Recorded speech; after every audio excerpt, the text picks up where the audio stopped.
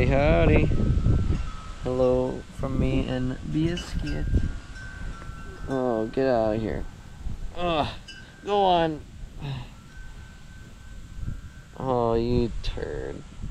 Look at this dog. She said, I'm not going nowhere. Just let me lay, please. Please let me play. It's a little breezy. If you can see it in the treesy. Yeah, we're out here. I'm gonna do a little morning meditation. Thank you guys for joining. Whoever, wherever, whenever, you know. I love you. I appreciate you and your being. And the light that we all share in this beautiful world. See part of the bench. Bada bada bing bang. Where are you? Where are you?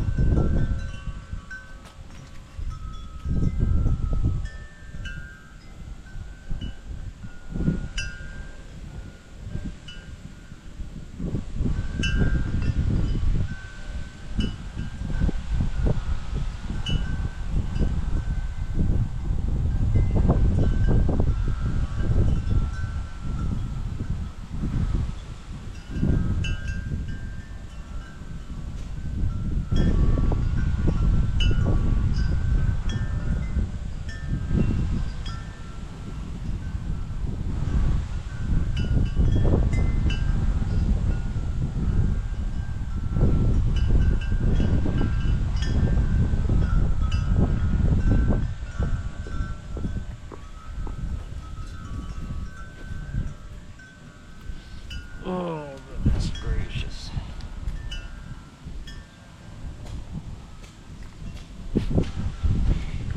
This dog be all up in my business. All up in it. All up in it.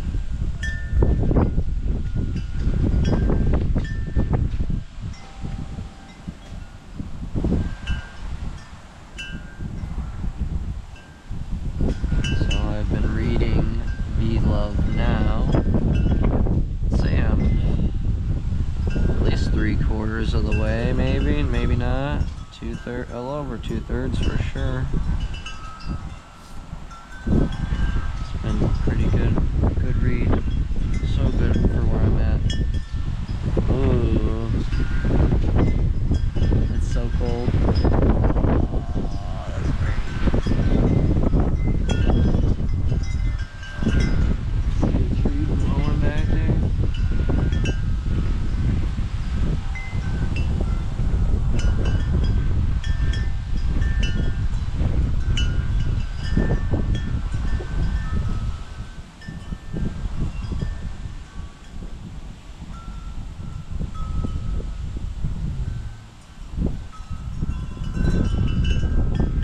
I'm on chapter 9. It says, one in my heart. Stories of beings that open my spiritual heart. I'm excited to read into that. But before we do, let's get in tune with the 528 hertz for it.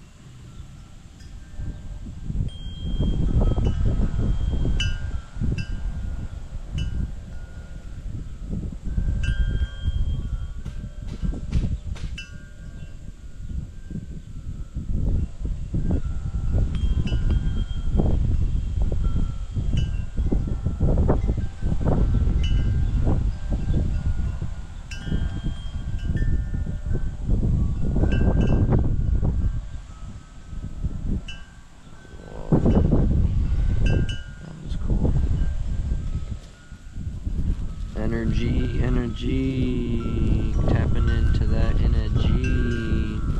My body is my temple, make it pure and clean. Talking to God through the silence, you know what I mean. Keeping it clean and smooth, rocking in a groove. You know what this is? I bet you do. If you don't,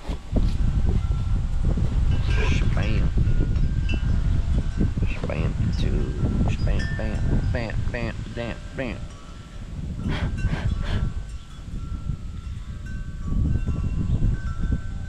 You can see inside there, I don't know.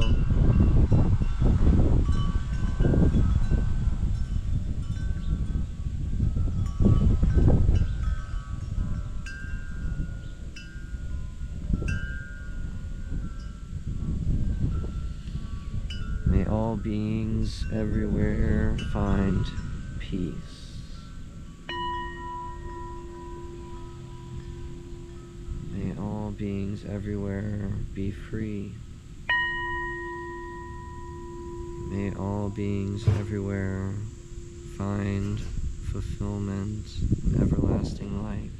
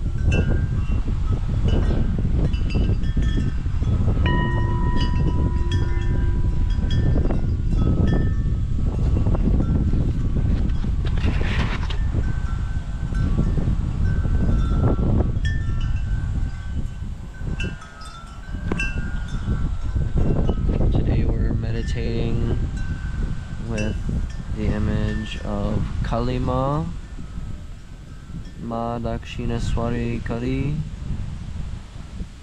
the Divine Mother's magic is as ancient as life itself. She existed before gods and mortals, and she will still exist even after the great dissolution.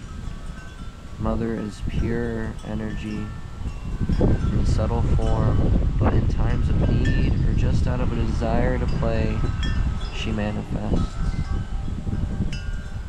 Thank you, Ma. Thank you for your burning and cutting away of illusion. Though may we be tried by fire at times, we feel the release and the coming into newness and rebirth. And subtle and even greater than subtle changes taking place in these times for all of us.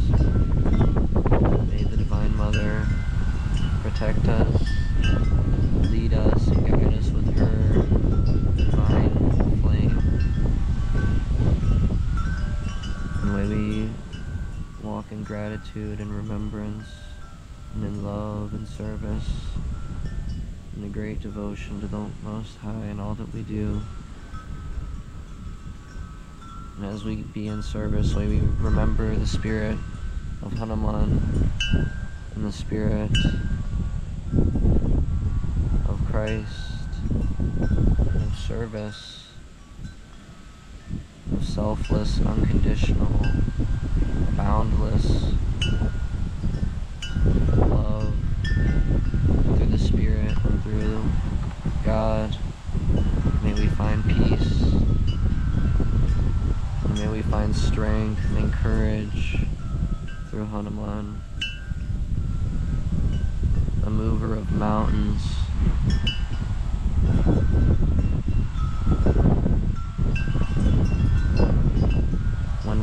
When God asks Hanuman who he is, Hanuman says, "When I don't know who I am, I serve you. And when I know who I am you." And it is through selfless service and pure devotion to God that we may truly find where our hearts are placed, so shall our treasures be. And if our heart is set upon love, and of God, and of truth, and of life, we walk, we sit, we stand, our being is eternal in love. And that being and presence that is always here, the sun always shines and gives us its pure radiance. And though the storms and clouds may pass through, and a fog may be upon us and we don't see quite clear, that radiance transcends everything. It's in every particle of every being. May the sun of our world connect to the sun of the most highest worlds, and may we be connected and basking in the radiance and joy and love of God, to the highest down to the lowest, in all its glory and all its beauty. It's all perfect. Life in all its subtle forms and its greater vibrational, more dense forms. In all ways, always, in all ways and always, is the eternal.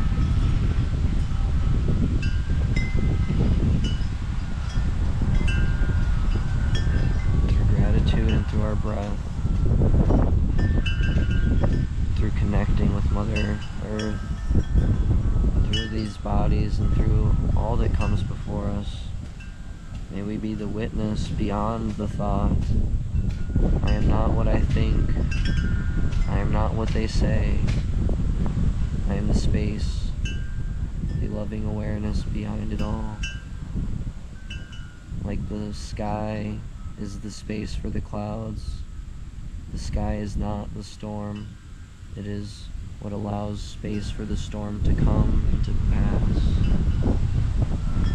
And as is life, just but a breath between life and death, all our time is borrowed.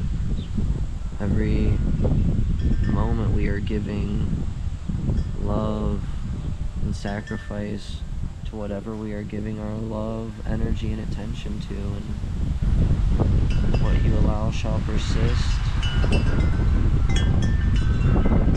Where attention goes, energy flows.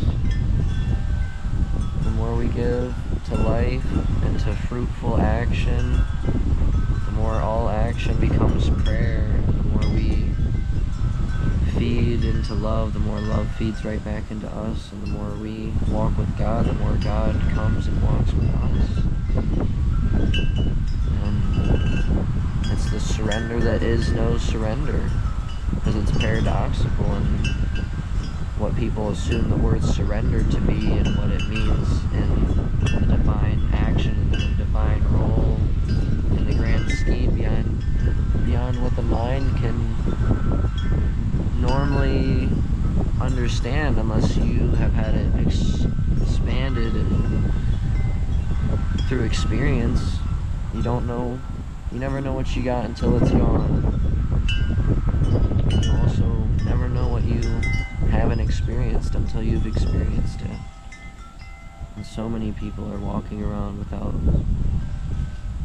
feeling the experience of their connectedness to God and life and all things. And it's beyond religion and dogma. It's something that is so much deeper, that it's within all of us. And once you go within, Carl Jung says it best, that he who looks outside dreams, and he who looks within awakens. And you can only meet the world with where you're at. The world can only meet each of us where we're at. Each person can only meet us where we're at. We're all on different parts of the journey, but we all may meet each other at deeper levels when we're on the same paths and the same journeys. And we must allow ourselves to trust and experience faith and know that we are always right where we're meant to be, even when it doesn't feel that way. When you're going through the fire, every time the lessons don't make sense in the moment, but if you allow yourself to sit with it and face it, and suffering truly becomes grace. God's so graceful. Even in this book it quotes, "Be loved now," quotes, I think it's Ephesians 2:8, "For ye are saved by grace through faith, not of works alone, lest any man should boast." Kind of paraphrasing here, it's in the book somewhere, but I like this one that I just flipped to. "The self is the witness, all-pervading, perfect, free, one consciousness, actionless, not attached to any object, desireless, ever tranquil. It appears through illusion as the world." The self. God, guru, and self are the same. Our higher self is connected to everything and everyone. And in this physical, lower, subtle, physical form, we experience this illusion of separateness.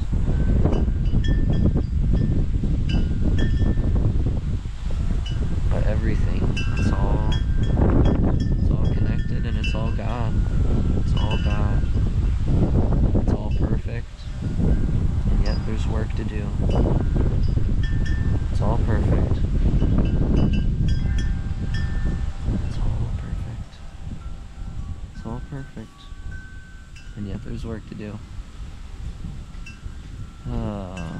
I'm going to read the first page of this book and then do some breathing.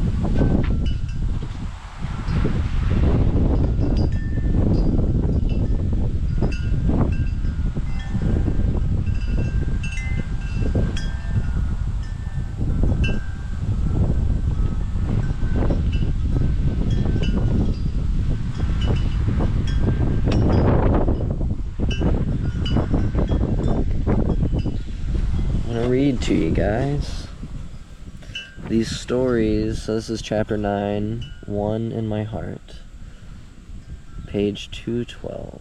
These are stories of beings that open my spiritual heart.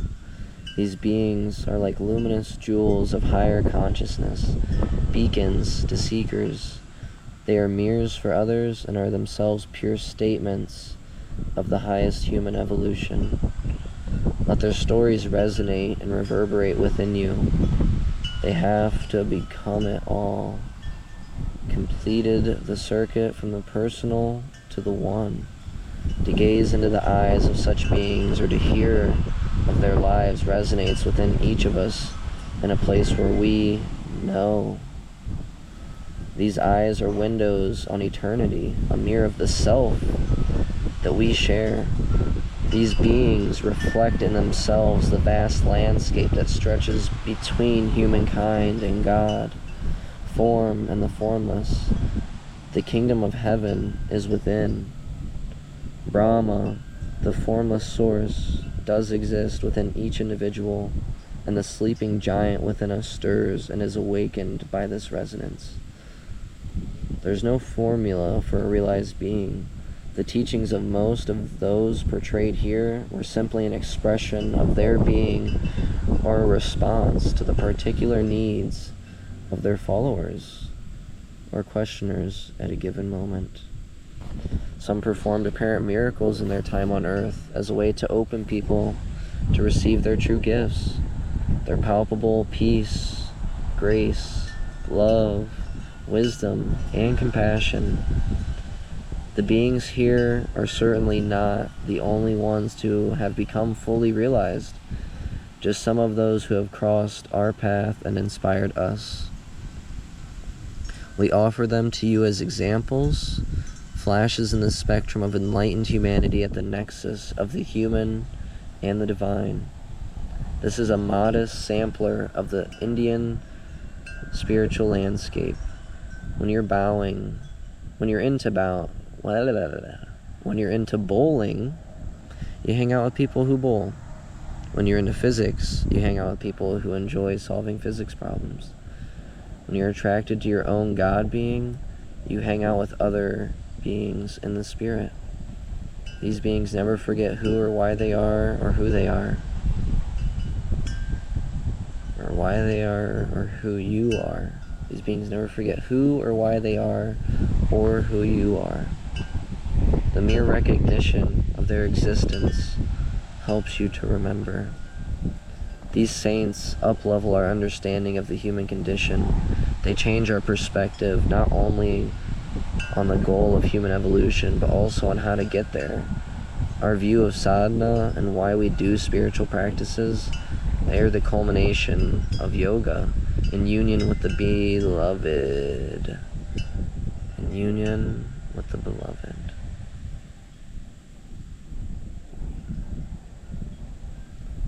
Their lives are an expression of that divine love. May they help you on your journey too. I had personal contact or darshan with only a few of these beings. Most of these accounts come from recollections of devotees, records of what these people said, and a few photographs. Few of them left much that could be called personal biography. It was of no consequence in their state of consciousness. There was not much left of what we understand as personality or ego. There was nobody home with any interest in self-narration. So that's the first, full section, a couple paragraphs of chapter 9 there. I like what it touched on about life. It tapped into so many things in that one section there about just we all are reflections of one another, and truly we can only meet each other where we're at. No matter who you come across, if you could be in the presence of a saint, but a thief only sees the pockets of a saint. It doesn't see the worth, the value. Anything that we hold is in the eyes of the beholder.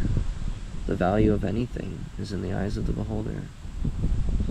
And more often than not, we take all these gifts before us for granted so often, so many of us. Even myself at times, we all go through it, and Father, forgive us, for we know not what we do, and for those that continue down these paths that we're growing from and changing from, may God forgive all of us and work with all of us. Give us the mercy and love. God is so patient and so kind, and the most unconditional lover you could ever meet and to feel, and is within your own being. And we don't talk about it enough, and people forget what energetic mindsets they carry and patterns that we allow to just take so personal and keep to ourselves. But the 4 agreements is something I will continue to bring up with people about. The book itself goes into so many things on how we get domesticated and become who we are through education, through our livelihood, and through how we're raised and everything. And most of adulthood becomes unlearning many faulty patterns and things that no longer are actually serving to our higher good, and becoming aware of those things and seeing them play out before you and not knowing how to even take a different direction. It's painful to hold space for yourself to witness your growth at times, and where you slip and where you still have to go. But all we can do is meet ourselves where we're at and meet each other where we're at, always, all the time. It's all we have ever, truly. We might meet yesterday, but today's already a new day, and to be born again every day and to receive wisdom and daily bread every day and to take of the Spirit every day is what fuels me more than anything in this life. And I continue to just give it all to God and burn away illusion and fruitless desire as much as I possibly can. And I pray to just be a vessel of peace, love, and unity, and to help bring those who want to come together, and even touch the hearts of those that think they don't, And we're all just where we're at, walking each other home. As long as we're in the moment, we can just make the best of what is and not. There's a way to work with the past or even what you hope for the future, and Ram Dass sums it up in this way of keeping your heart open in hell is to... Oh man, I lost it. Sometimes I try to add things and it makes me miss some of what I was saying there. But we're always right where we're supposed to be. No matter where we've been, where we could be, all we have is right now. Working with this present gift in this present moment. And the more you're present, the more you can just honor your past, the more you honor being here now and yourself, and just keep moving forward. And having faith and trust is going to be so important through any hardship, always, all the time. We're always being tested with our faith and belief, and what you believe and what you sow, what you do, so shall you reap. What you seek, you shall find. God knows the earnest of heart. And don't let your heart grow cold. If you need some warmth and want to gather around the fire and need some rekindling, I am here, and I offer this gift to any of you that seek it. And I'm so open and talk to anybody about anything. Just like Ram Dass, and I am, in a way, so connected to the same path and spirit. And Ethanuman, Hanuman, Ram Dass, Ethan of the Wind. It's all beyond name and beyond form, but yet it dances through form, and we are the breath of God, and we are so loved and so blessed, and so grateful for this day and this life and where I'm at this exact moment. It's all perfect, and you're perfect right where you are. It's all okay. Everything is always alright. everything, everything. It's always alright. And that's mantra. Mantra comes in many forms of positive affirmations or anything that you can work with to hold a level of grounding through hard things. Keeping your mind, allowing yourself to feel energy and not letting the thought forms take so much control, and finding balance within your heart and allowing your intuition and allowing yourself to receive and to trust and to come back into wholeness and within your being. And the more we are whole within, the more we see it outside of us. And you've got to be love to see love to receive love. And I love you, and I thank you, and I bless you, and I send you my love infinitely, eternally, in all ways, always. The love that we share is always there. We have one heart, and we share one love. And this is culture shock to some in ways, but I'm a bhakti devotee, and it's all love for me. This is my devotion to God and to love and peace. Be a vessel of peace, love, and unity. And may we all find our path and purpose and walk it.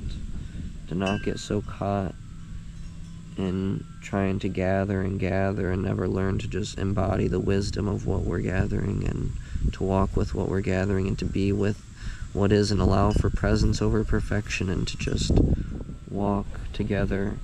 Nobody needs to be pedestalized. We are all a growing organism, one together, spread through the many. It's all for one and one for all.